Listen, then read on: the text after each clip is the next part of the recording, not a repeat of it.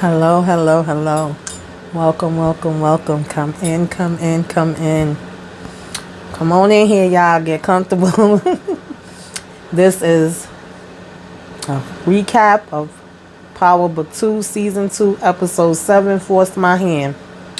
Baby, this episode had me cracking up, okay? I know it's not supposed to be a comedy, but it had me laughing.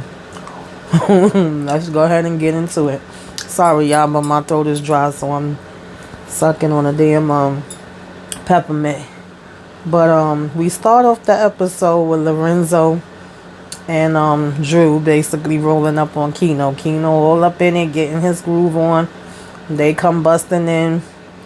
Kino, for whatever reason, is standing there pointing the gun and talking, and it's like, boy, shoot if you shooting. At this point, you know you are gonna regardless. So my whole thing was at least hit one of them, but you standing there talking, I'm not understanding why.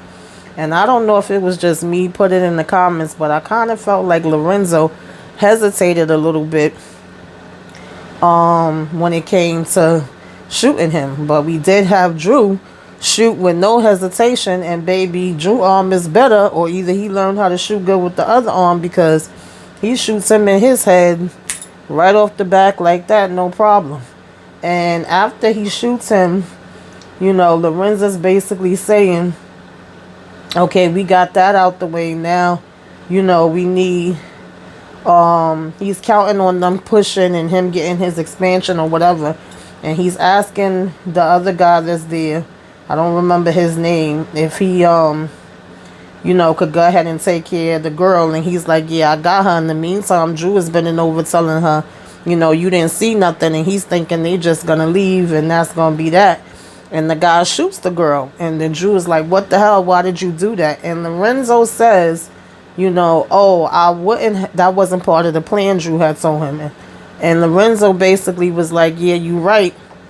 And I wouldn't have did that had I been the one to shoot Kino. But because I didn't, I couldn't take any chance that anybody would bring your name up. And he goes, rule number 1, no loose ends. And I get that. That makes sense that you wouldn't leave loose ends, I should say. But at the same time, I thought that was a little funny, because if you saying that if you would have did it, then you wouldn't have killed the girl. Like I said, I felt like he hesitated in that part. So my thing was, did you purposely have Drew do it to then make it seem like you protecting him in whatever way? I don't know. That part just seemed a little funny, because if rule number 1 is no loose ends, then it really wouldn't have made a difference whether you shot him or Drew, or am I bugging? But nonetheless, Monet gets a visit from Evelyn. And I can't remember the actress name, but she was looking good. She's been around for years. She was in New York Undercover. She was on Dexter. She's been through a lot, been in a lot of things. And it's funny because the one that was playing her husband, Frank, was in Dexter too. But nonetheless, she comes. She's Evelyn. And, she's like, hey, what's going on?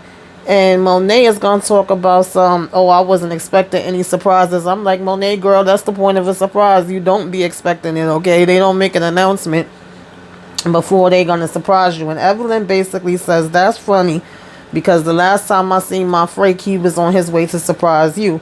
And Monet talking about, well, I guess he didn't make it because the last time I saw him, he was locked up, and going to be in jail for a long time.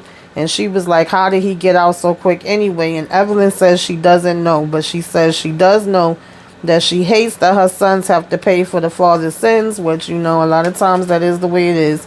And she says she would hate for her to be in her position. It was like she was throwing some words out here. So Monet better be careful. And Monet says, well, consequences is a part of the life, which I found to be so funny coming from Monet.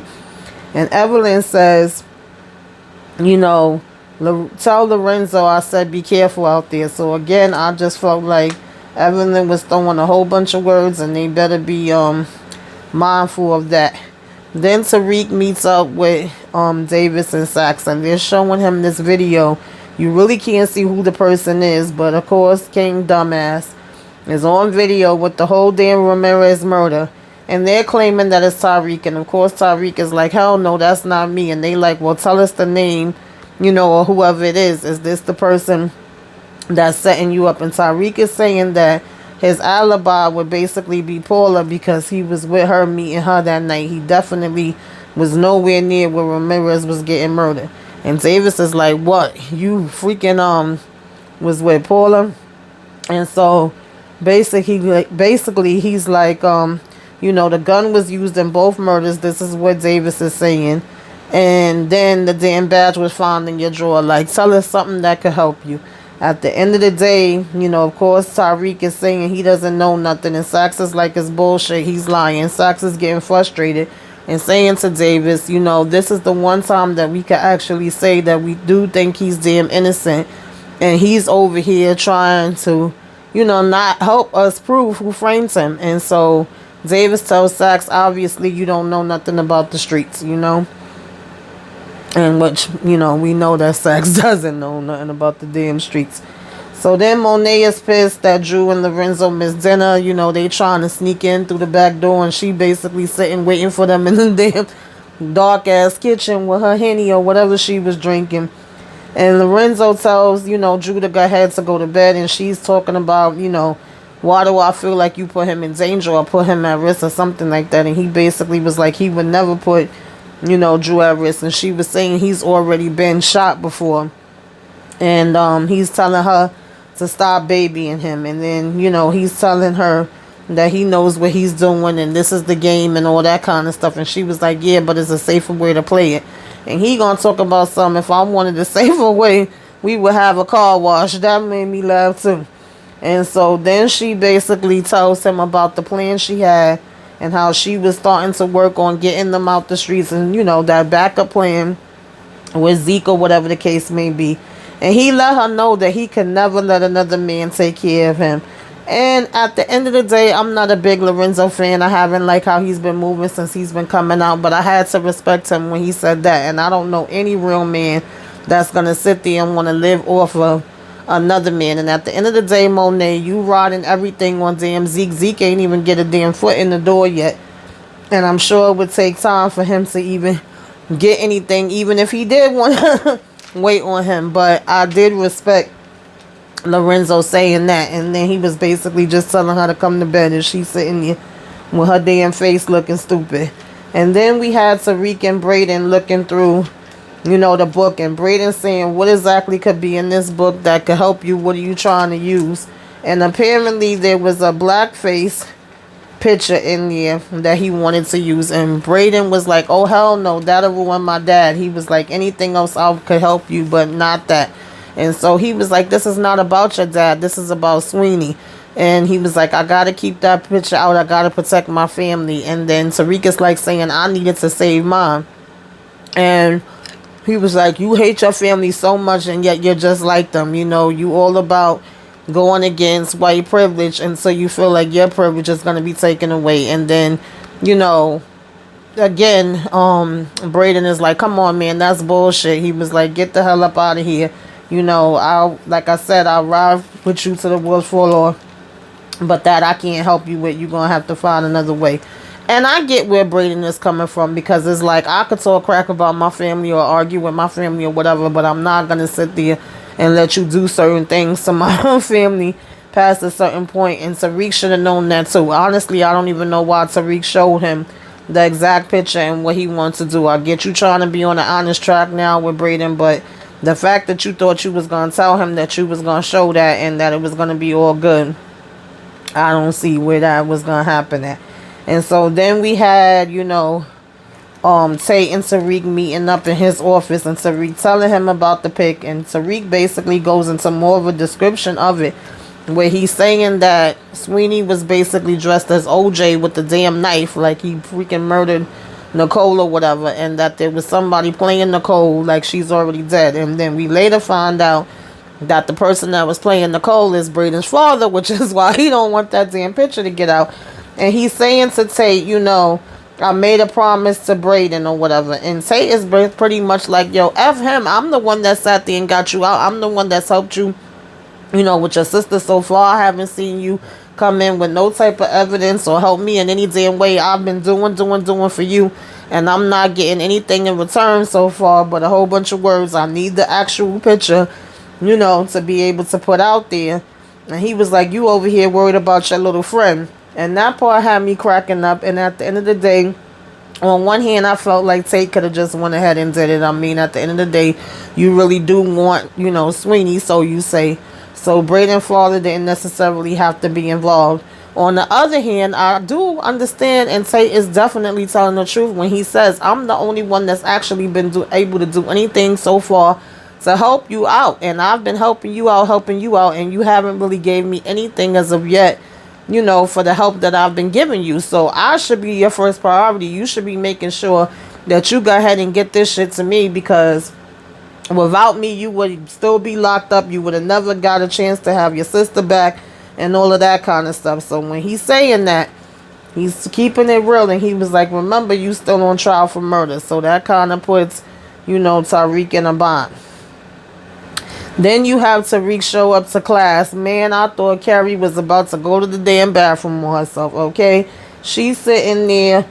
Oh, God, how did he get out when he was going in for murder? And Tay ass right next to her talking about, oh, wow, I don't know. Like, his ass ain't just finished having a damn meeting with him, and he wasn't up in the court with him. I was cracking up at that part, too. Lauren looking or whatever. And they start to talk about, what was the daggone topic? It was something pertaining to, it was something pertaining to ethical questions, okay? And whether, excuse me. Should we make decisions for other people without their consent? And I'm like, funny, you want to have this as the topic, Carrie, but whatever. And then, she's like, well, welcome back, Tariq, and what do you think about this? And you want to get us started today. So Tariq says, people do this all the time, and it's a fact of life. And then Lauren is like a professor, exploiting a student. And she's talking about, did you want to say something, Lauren? And so I just was like, for somebody that's so scary and think that Tariq is this big-time drug dealer and murderer that we gotta be so scared of or whatever, and he's so dangerous, it's real funny to me that you want to be picking him out the class. And like, I don't know, Carrie just annoys me, and I'm over her.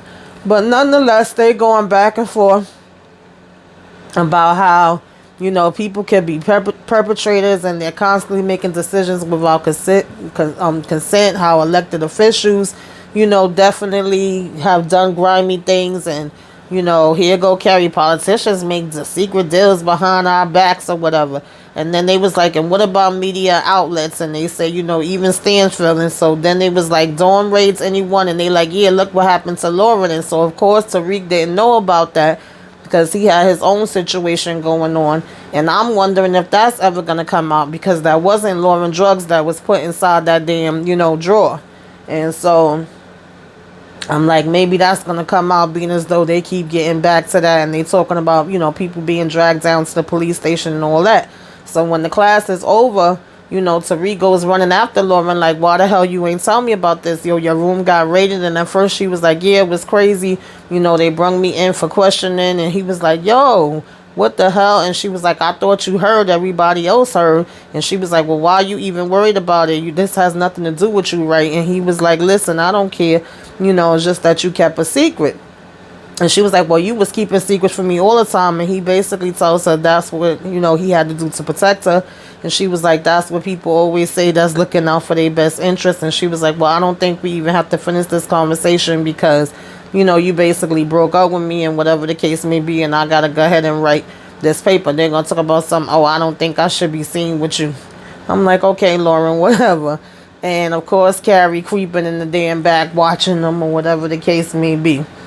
And so Davis meets with Paula, and he's like, Tariq has you down as a witness for that day. And she's like, well, you already know I can't come forward, because he was like, oh, so it's true. And she was like, you already know I can't come forward. What am I supposed to say on the witness stand? That I was meeting up with him to show a damn video that where he's literally admitting that he killed his father. That's a video that your now partner took. And I'm like, oh shoot, I forgot about that. And so Davis is still trying to be like, oh, I forgive you for you, you know, turning on me and for you going with Tariq or whatever. And he orders her a drink and orders him a drink or whatever. And she end up picking up the damn drink that he ordered for her and pouring it all over his damn shoes and gonna talk about put your wedding ring back on him. Like, he is stupid. And she also mentioned that she looked at the file. I'm like, so everybody just have access and could look at the files? And she's saying even though she did meet with him, he still would have probably had time to go and get to Ramirez or whatever. And so she still kind of believes that he's capable of killing, both of them too, or whatever the case may be. And I find it interesting that everybody seems to think that Tariq is a killer. It's not like it's a damn secret with anybody, but nobody has proof of anything. And so then Davis basically sees, Tariq at the office and tells him that Paul is a no-go. They want to look into, having his sister testify. He's against it. He don't want to put her through that. That would be a last resort. He's saying the only other ones that he could use as a witness for him would be his grandmother, which they like, oh, the same grandmother that you basically accused of being a damn, drunk and so bad or whatever and got your sister away from, or either the sister. And we kind of knew that it was going to come down to that as well. And so he's trying his best to keep her out of it. And they're basically saying that it may not be no choice. They're going to need to do it. What do you want? Do you want your life saved or do you want to go to jail? Okay, that's your choices right about now. And, Davis is like, that's the bottom line or whatever. And so in the midst of them talking, he talks about Tariq not trusting nobody and not talking to nobody about different stuff and who's the other people that could know whatever situations with him and what he was doing. And he was like, I guess, basically talking about Lauren, saying he did have a girl. And Sachs was like, okay, how does the girl look? And he shows a picture of him and Lauren on the phone. Davis at this point is confused. Like, what the hell does that have to do with anything? What does it matter, how she looks? And when Tariq leaves, Sachs basically opens up to him about the fact that he knows that she's on the prosecutor's list, that he's seen her leaving Jenny's office that day, and, heard that they want her to testify and all that good stuff. So, like, okay. Maybe they're going to use something with that later on. Then we get Drew and Everett together. He tells him about, Tyreek getting arrested for Ramirez, which apparently Drew seemed to be the only one in the family that didn't already know about it. And that they found the badge in his room. And so at the same time, we have cops Dr. Kevin showing up at Drew's room with some follow-up questions. He wants to know about, the statement that, he wants to know about Everett, okay? A follow-up investigation on him and the statement that he made to them about, excuse me, y'all.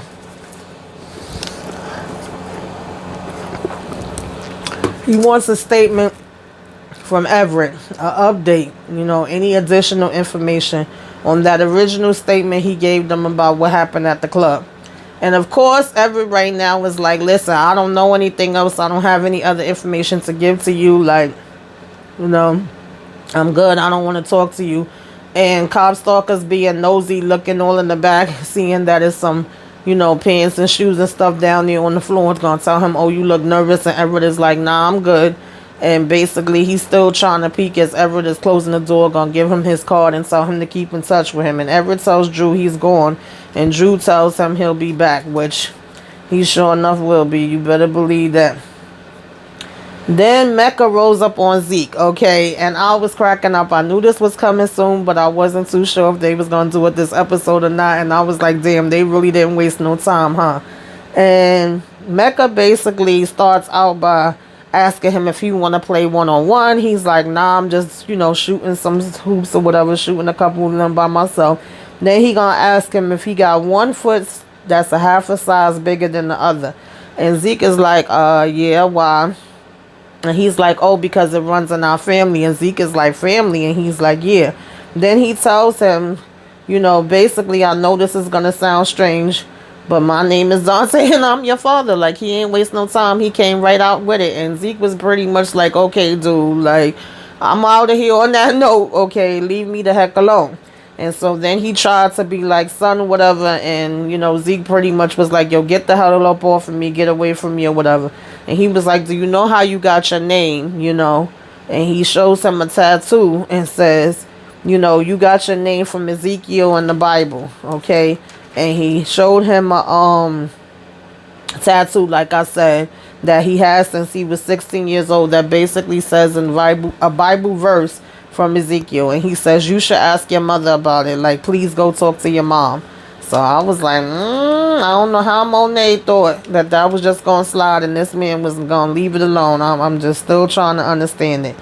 And so then Monet comes in the kitchen and she basically comes in already with a damn attitude, grabs her pocketbook and tells Diana, like, move. And Diana looking or whatever the case may be. And she's like, saying, well, Ma, what's with all the attitude? And she talking about, listen, I got to go meet with an agent for Zeke and I ain't got time for this. And she was basically saying to Diana, like, why do you care? You got what you wanted. You got your father out of jail. You going to school. Isn't that what you wanted? You should be happy now. You should be shutting the hell up, okay? And Diana's like, yeah, I did get what I wanted. But that's not the school that I wanted to go to. I wanted to go to Stanfield. And basically, Monet reiterates what she already been saying to Diana before. No, your ass just wanted to be near Tariq. And that's not happening, okay? You are not going to be anywhere near him. And Diana looking like, how dare you, And in the meantime, while that's happening, and Monet had put her pocketbook and phone down, she had peeped that Dante was sending in a text. Okay, Monet got him in her phone as Z. And he was saying, yo, we need to talk about him, Nay. Remember, that's his name that he got for her. So Miss Diana did peep that. And I'm like, okay. So in the meantime, we got Carrie ass listening to the students talking in what looks like some type of clubhouse or chat or something like that. It's maybe about 9 to 12 of them. And they literally discussing her and how she get around. And Lauren is one of the people in there. So I'm cracking up at that too. And Tate comes in talking about Jabari's memorial dinner. And she's getting a little cute with him. She always has a habit of getting real short with Tate, no pun intended. And basically saying, oh, it's only for close people that knew him anyway. Why would you be going? In the mix of them having that conversation, Dean Wong comes in. And he's at this point saying, because of the things that's been circling around, he doesn't think it's a good idea anymore for her to come to the dinner and for her to be giving the speech.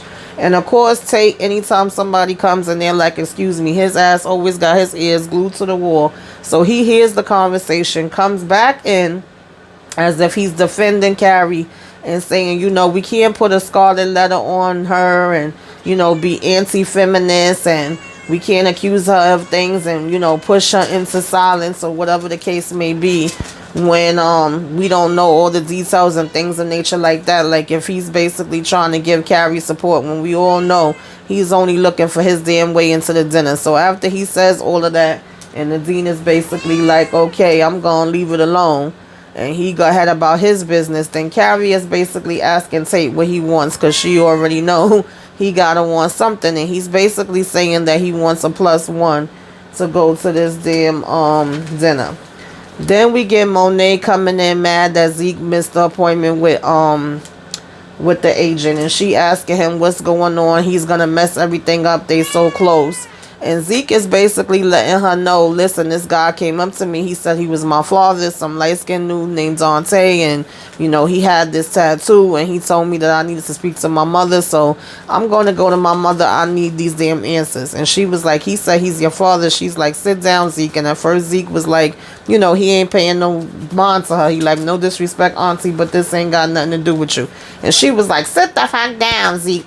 So I'm thinking, I don't know why. I just thought for maybe 2 damn seconds that Monet was about to sit him down and actually tell this boy at least some of the truth, if not all of the truth. No. Miss Monet decides she gonna lie even damn more. She starts to tell him about how his father is locked up. And he's like, for real, for what? And she was like, that's all I know. You know, she was like, I promise I would never say anything. Your mother thought it would be easy this way, but he's going to die in there essentially. And she's like, I'm sorry, baby. So apparently Zeke was already under the impression that his father was dead. And now y'all telling him he's in jail. And then she's telling him he's in jail. And then she gonna talk about, oh, this person is just basically a con man looking for the come up and, you know, trying to get in with you or whatever. And don't let that distract you. You gotta go ahead and do what you gotta do and get into this for the game. And, you know, I'm convincing the agent to give you a second chance and you gotta focus on that. And then he talking about, you right, auntie. And I'm like, you know what, Monet? I'll be trying to defend you sometime, but I gotta call out bull crap when bull crap come, honey. And you played yourself. And what's done in the dark come to light. Regardless of what, I feel like Zeke is gonna find out what happened, and he's gonna be even more mad at you because now you done sat and lied in his damn face, okay, and made up this damn story about his father. Even if you saying the father is in jail, don't you think that it's like, okay, when my father's alive, he's in jail, I can still go visit him. He ain't dead in the damn grave. Don't you think that's going to be Zeke's next step to do that? And don't you think even if he don't go on this trip right this minute to speak to his mother, or who he thinks is his mother, that conversation isn't going to eventually happen, girl? I don't know where your brain be sometimes, okay? And we do know that they were saying something about the person that Zeke thought was his mother is going to be coming into play in season 3, and I can see that this is the introduction to that. It's gonna come out, girl, and so you may have prolonged it for a little minute, but you ain't stop it. And I just didn't get the point of that lie. That was just made you even lower, in my opinion. And so then what happened? I'm sorry, y'all. I'm trying to see what my daggone notes are, because she had the nerve to tell him, do you believe a stranger or me? I'm saying, Monet, your ass ain't give no reason for nobody to believe you. You already done lied to him about multiple things that he caught you out there with before. So, in all honesty, if I was Zeke, I would have said the damn stranger, girl, because your track record ain't good. But nonetheless, she shows up to Mecca and she talking about, we had an agreement and you went behind my back. And Mecca was basically like, yeah, we had an agreement. You got that part right. You know, he says, I want to know my son. I want time with him. And you forced my damn hand, okay? The name of the episode, you forced my hand. And so he was like, I can't get those years back or whatever the case may be. You stole them from me. And he was like, I don't remember having a decision in this. So she gonna talk about, oh, well, people made decisions for me too and you disappeared. He was like, no, I didn't disappear. I got arrested. And then after I got arrested, I had a choice of, you know, going into the military, and I went into the military because I didn't know that I had something else out here to live for. And so she tells him that he's going to ruin everything, and he says, yo, what is this about? Is he like a damn retirement plan or something? Bingo. Okay, Mecca, you called that shit out. And she gonna talk about some, fuck you, Dante. I love that boy more than life itself. Sure as hell ain't acting like it, Monet. And Dante says, so tell, you know, she's like, that's my son. And he was like, so tell him that. Tell him that you're his mother. And while you at it, tell him that he's my son. And I mean, Monet, I don't know how you thought this man was gonna pop back around and wasn't gonna really want a relationship with his son. I don't know how you still haven't investigated into him more. Why you haven't found out that he is their Mecca, why you never still, and I said this in my last damn review, never looked into what Tariq told you about this person Mecca and the address. Now with your supply being, you know, taken away from you, and with Kane basically working with this person, you still haven't even said to Kane, well, can I meet this person or anything like that? You just playing a dumb role and trying to be smart at the same time, and I'm confused. But anyway, she tells him that, you know, she don't need him and neither does Zeke. Then, for whatever reason, Tariq decides to call Tamika ass. And he's basically telling her about Davis wanting him to testify. And Tamika's throwing shade and being sarcastic and talking about, oh, so what, you don't want your sister to lie for you? And then she starts to show him all these pictures of who Ghost supposedly killed, but, you know, Ghost was never convicted of any of these things, but, you know, supposedly they know that he may have done it, and even if he did, how does that fall on Tariq? I mean, Tariq has did enough of his own dirt, don't get me wrong, But I didn't really get the point of you showing him the stuff that his father did, as if that's supposed to be something that's supposed to, he's supposed to be responsible for too. And then she's saying that, Davis is not going to tell him this, but he could go ahead and do maybe 5 years in jail and be out and still be able to go to school. And he's saying, no, I can't do that. And who's supposed to be taking care of my sister? So my sister's supposed to end up in the system for 5 years and whatever have you. She already know he wasn't going to take that damn deal. But she's like, oh, you won't go free and you'll do more than 5 years. You'll get the max. And, basically trying to tell him all that. And at the end of the day, if you feel like I'm innocent, and I'm saying I'm innocent, I get what you're saying, that if they convict, I would do more time. But why am I going to want to do 5 years for something that I didn't do? Like, make it make sense, okay? But that's what she's trying to say. And she basically tells him it's his decision. Take the deal or do the time. He was like, she told him, you could still be in your 20s when you get out and you could still have a full life. And I'm just like, okay, girl. So basically, he was like, that's 5 years that I would spend away from my baby sister and a target on her back because I snitched. I'm not going to do that, And I could feel where he's coming from, too.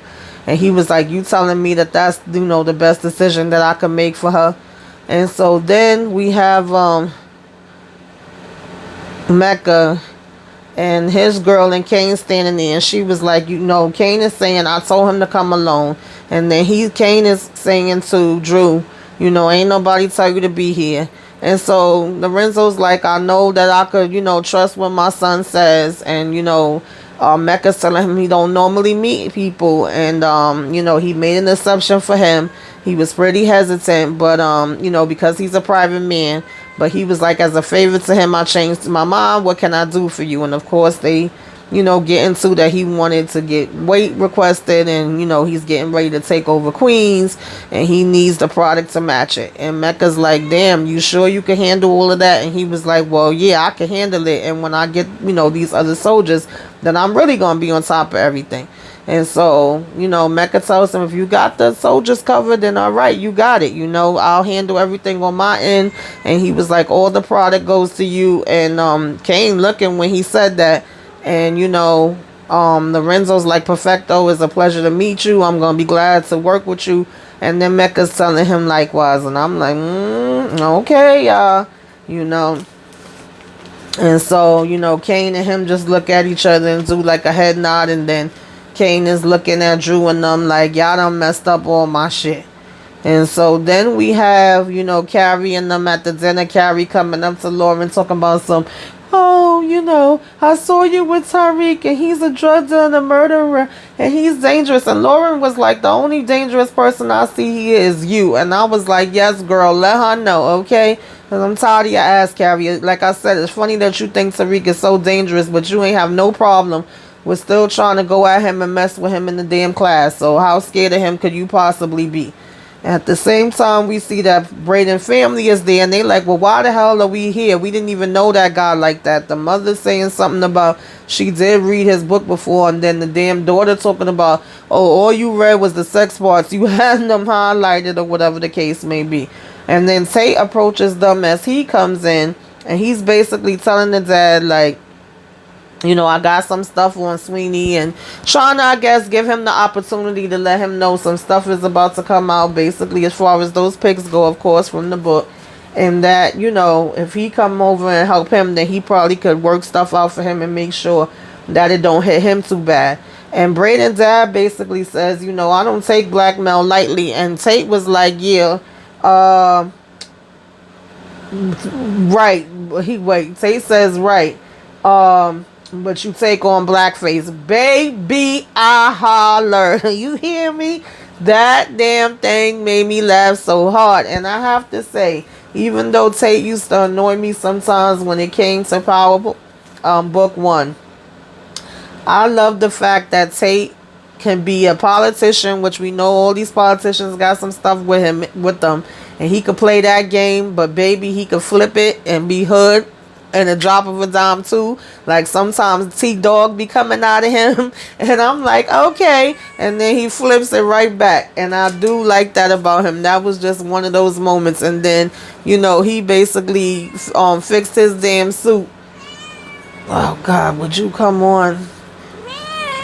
I know. See, she just want to be in the camera. That's all. You got your 5 minutes of glory. Okay.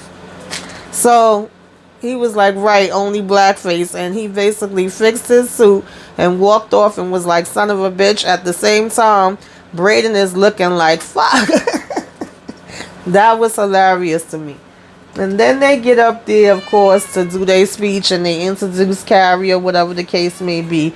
And she gets up there and is saying how Jabari had an enormous heart and an even bigger talent. And basically, the girl from the class, I'll be forgetting her damn name, but she was like, oh, was his heart in his pants? Lord, I said, these people is a mess. They are just making a joke out of damn Carrie ass now. And the people in the crowd basically was whispering and looking. And all of a sudden, Carrie's getting upset, looking around, and she's basically like, I can't do this, and leaves the stage.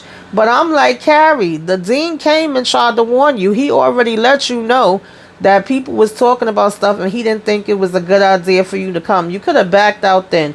You even heard yourself that all the kids was talking about it in the chat. So why now when you get on stage, you acting like you so shy and embarrassed about it? Like, when the people are actually talking about you, girl, I'm confused. And I was like, well, at least you could have played it off and act like you was upset about Jabari, and then, continue your speech and been like, oh, okay, I can't, I'm just so upset, rest in peace to him, and left. But girl, you went running because you couldn't take the heat in the kitchen because they was talking about you and how you get around. I was just like, that could have all been avoided, Carrie. You was playing games there, okay? Tate comes in Carrie's office, to try to console her a little bit. And she's like, oh, God, for the love of God, please leave me alone. And he's like, I know you think this is bad. I've been where you at. And she was like, don't come in here, and tell me that this is not bad and I'm not in trouble. And he was like, oh, no, I'm not going to tell you this. This is real bad. They was out there talking about you. That had me cracking up. And she was like, I know. He was like, but this doesn't have to be the end, At one point, I was feeling that way, too. And he was like, even with me, with my political career, the reason why I was asking you for the +1 to go to the dinner is because there was a political alumni that was there that I needed to get some information on. And then she's looking like, okay.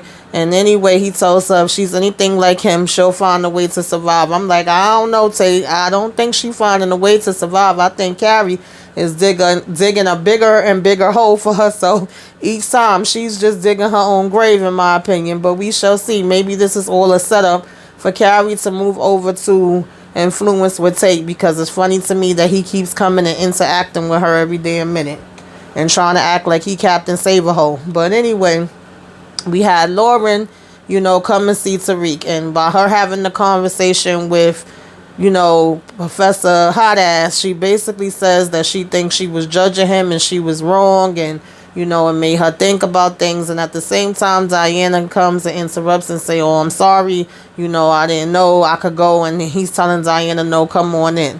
And so he tells Lauren, at the end of the day, to be honest, my lawyer said I shouldn't be speaking to you. So, and he basically closes the door in her face. And I mean, he wasn't lying about that part, because they did tell him to stay away, but we know any other time Tariq don't be listening to shit.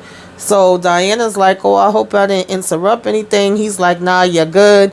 He was like, so what's up? What the hell bring you by? And she's not even in the door 2 seconds. She's asking him 20 damn questions in less than 2 minutes, and at the same time spilling tea on her family, okay? Talking about oh, I thought I was doing the right thing and I was bringing my family together by me bringing my dad out. He's like, yeah, because you did that. She's like, yeah, I did, and I thought it was going to bring us closer together, but we ripped apart. Monet is unhappy. She wants to basically be out of the game. Tarika's like, oh, she want to be out of the game, huh? Say again. His ears is perking up.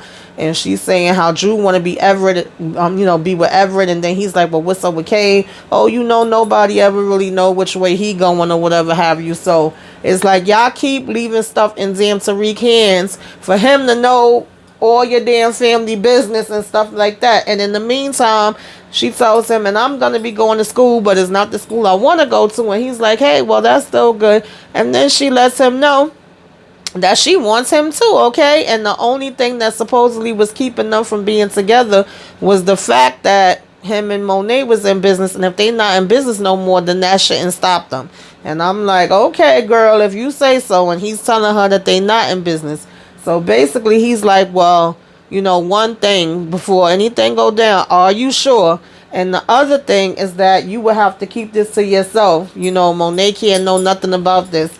And she's like, say less, okay? That basically she down with it.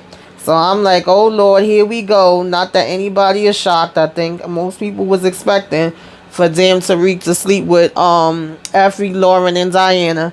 And that's exactly what he did. And I wonder how it's going to play out once she sees Effie ass with him, knowing that Effie sat there and told her, oh, girl, stay away from Tyreek. Trust me, listen to me, and whatever have you. And how Effie going to feel when she find out that he's been messing with her. So I'm like, okay, Tyreek, go ahead. And that damn Diana just did that just despite her damn mother, because when you tell somebody to stay away from somebody, then all of a sudden you want them even more. That's all that was about. And so basically we had Drew come in. No, we had Kane come in, stand in front of the TV and change the damn channel. And Drew is like, what's good? What the hell is your problem? And then Kane talking about nothing. And he was like, obviously it's something, because you tried to kick me out the meeting earlier. Like, what the hell is really your problem? And so he was like, oh, you think you invincible because you got Poppy by your side? And you think you running shit? He was like, don't forget, I'm the one putting food on your plate. And then, Drew is basically like, please, you just a guard dog with a new master. I'm like, ooh, he was kind of telling the truth with that. And so Kane is like, what you said to me? And then, of course, Drew drops the fact that he knows about the whole thing with how he set up Tariq and put the badge there, whatever. And he was like, what? How you know this? Because your snitch ass boyfriend, snitch ass boyfriend be running his mouth. And maybe if he wasn't running his mouth, then Jabari would have still been alive. And he was like, everything I did to protect the family and to protect you. And maybe you should have been focused on Everett more.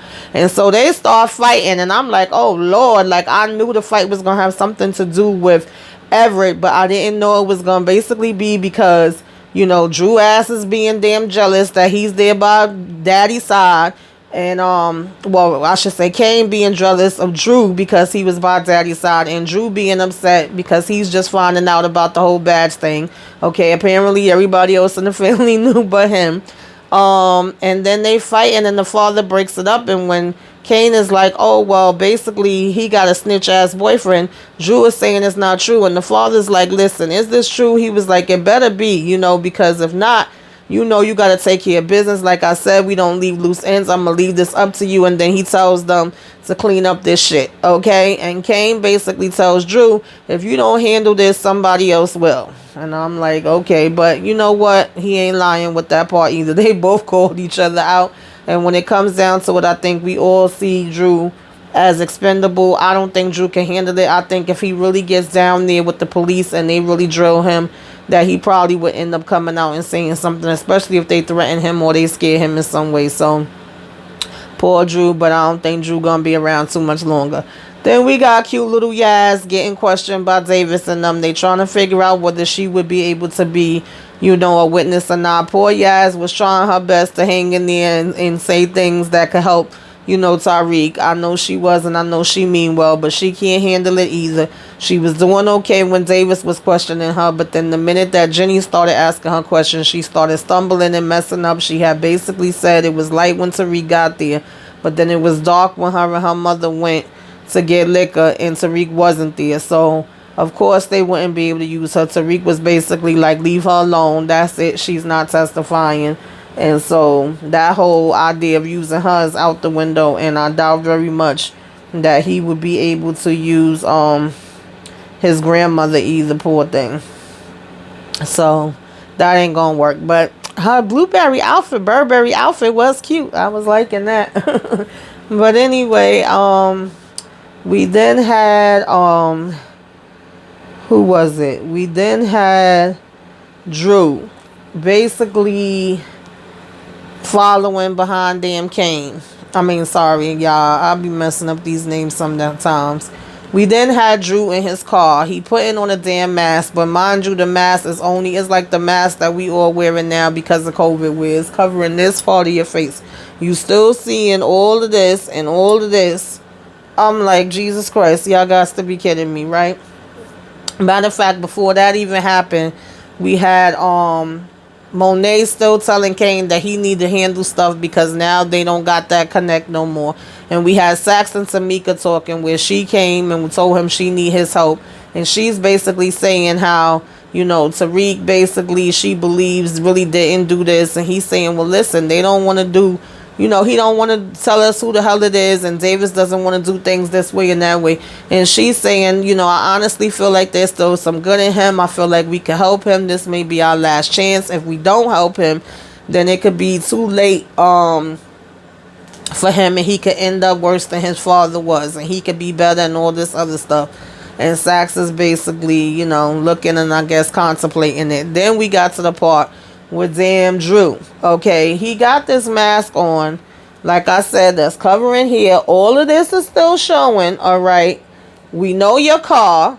We know your build is lighting a lighted area. More than likely, it's probably cameras around. But you're following Drew to supposedly take him out. And in the mix of you following him to take him out, you get a text and you stop and put the gun away because you had the gun out while you was walking down the street behind him, mad obvious.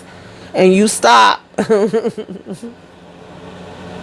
I was like, you can't make this up. You stop and look at the damn text and read it. And it's basically Drew talking about some, what you doing? I miss you. And you got the nerve to turn to text him back. Now, Drew, I usually say you the smart one. But baby, Everett brings out the dummy in you because I was like, you cannot be serious right now. That was like a Kane move to me. And so, of course, he doesn't do it right then and there. He changes his mind. He takes the mask down and he's all... And basically... texts him back, I miss you too. And gonna say, I'm on my way to see you. So, is he gonna still end up killing him once he get there and see him? I don't know, but I don't know. Either way, I see Everett as expendable and I see him having to go. But, okay. And so, then we get Diana, we getting Zeke there at the house and he's telling her everything that went down with his father's situation and how Monet told him, that his father's in jail and that's the end of that, and how the guy was trying to use him, for his status or whatever. And I feel in my bones, okay, that Miss Diana is going to be the one to crack this case. She going to find out about Mecca, Mr. Dante, and that he is Zeke's father, and she gonna be the one to make everything come out, just like she been the one spilling the tea on every damn thing else. That's what I feel. That's my prediction. I don't know. Y'all put it in the comments whether y'all agree with me on that or not, but that's the feeling I'm getting. Then we get Kane being dumb Kane as damn usual. He get in the damn car behind Davis and talking about, oh, you better make this happen. And, Davis was like, listen, at the end of the day, whether you like it or not, you and damn Tariq is actually in this together. And he was like, oh, you're the one that must have did the killing and you're the one that put the badge there. And he was like, if he goes down for this, so will you. He was like, as long as the money keep coming, I ain't saying shit. And he was like, helping him is basically helping you too. And so he was like, none of us would have been here had you not planted the damn badge, which everybody been telling damn Kane that shit from the get-go. And Kane talking about, yeah, whatever, nigga. And he was like, that sound good. And so he was like, listen, like I said, long as the money rolling in, we good. And so Kane talking about, that's what I like to hear. And so when Kane get out the damn car, Davis turned to him and was like, oh, by the way, tell your damn, looked him up and down and says, tell your mother I said hello, Kane. Yo!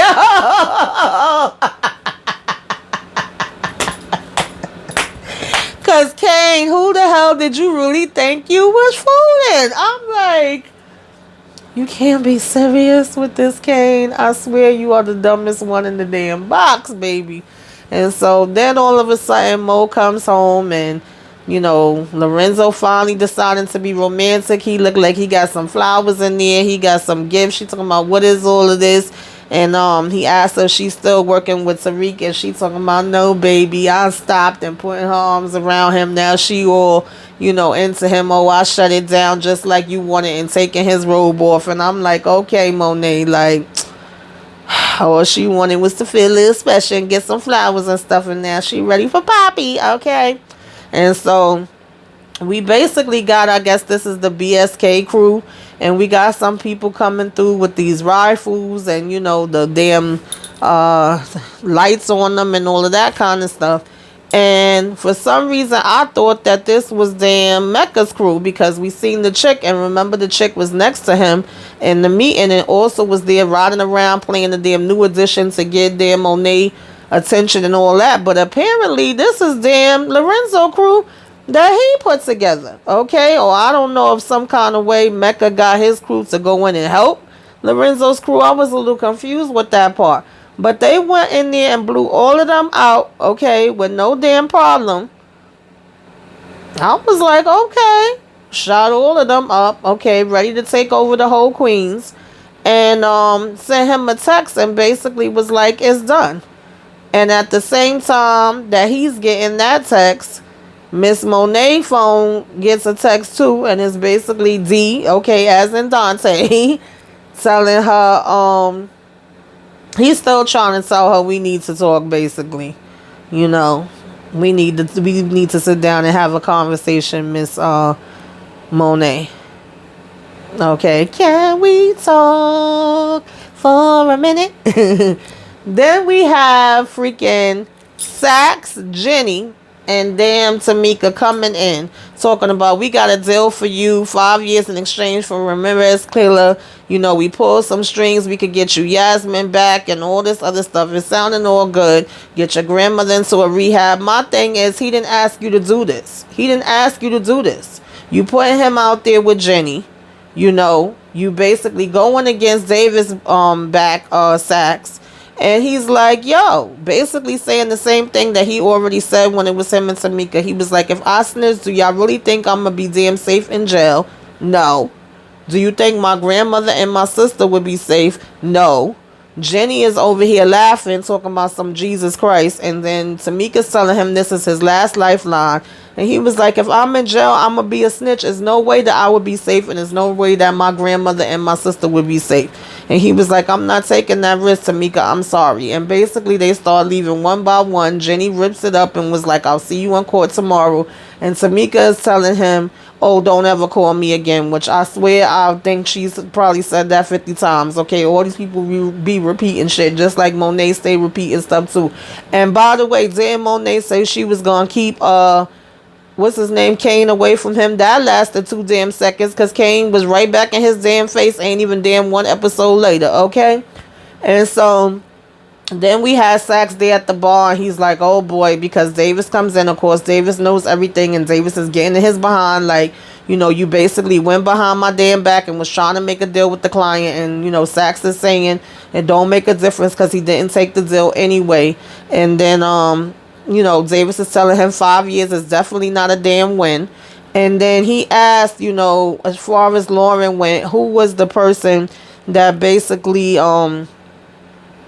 you know, how they gonna find out what she had to say and who was her legal counsel at the damn station.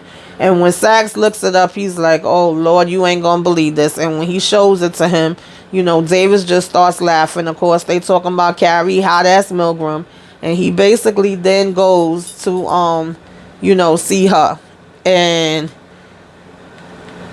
like I said, Kane and Tariq also met or whatever. And he was like, yo, I need money to pay my lawyer. Of course, Kane is telling him about the shortage, and he telling him this, and it be different stuff out here in the street that you could do. Is more than one way to get it. You supposed to be a smart motherfucker, right? So figure it out. Essentially, that's what he told him. Then when Meth gets to Carrie, he like, damn girl, you really in over your head. You know, you did this to this girl under the guise of counsel, and I should report you to ethics. And of course, Carrie laughing, talking about ethics. You don't got an ethical bone in your body.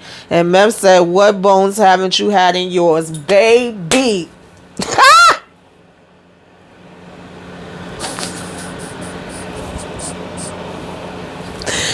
Oh God, he was like, how the hell you even even keep track, bitch. You all mixed up with everybody. And she gonna tell him, oh, well, your account is exponentially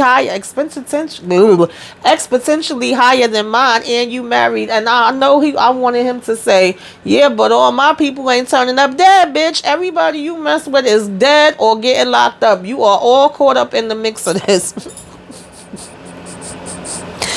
Oh, God. And so she talking about how's Maryland, by the way, and he was like, you playing a dangerous game here, Carrie, and you bringing innocent people down with you. He basically was like, if Lauren becomes a witness, guess what? I'm about to rip her ass apart on the stand, okay? And rest assured that it's all gonna fall on you. And she talking about this don't got nothing to do with Lauren, and she's gonna say no. You know, if Tariq finds out what she did, Davis is not safe. Like, if she caring so much about damn Lauren. I'm like, Carrie, girl, bye. And he was basically like, but one thing is for sure, you know, my client is going free. And, you know, whatever it takes. And Carrie was just standing there looking stupid. Baby. What do y'all think, y'all? Put it in the comments. You think Lauren is going to testify? You think Carrie can stop her from testifying or get her out of testifying now? Maybe that scared her when Davis came and what he said to her. Do you think that she rethinking, you know, saying that I make a mistake? What you think Mecca next move gonna be? Do you think Drew is gonna kill Everett? Put it all in the comments. Let me know what y'all thinking about this one, y'all. Make sure you like, share, okay, subscribe. Till next time, I'll talk to y'all later. Toodaloo.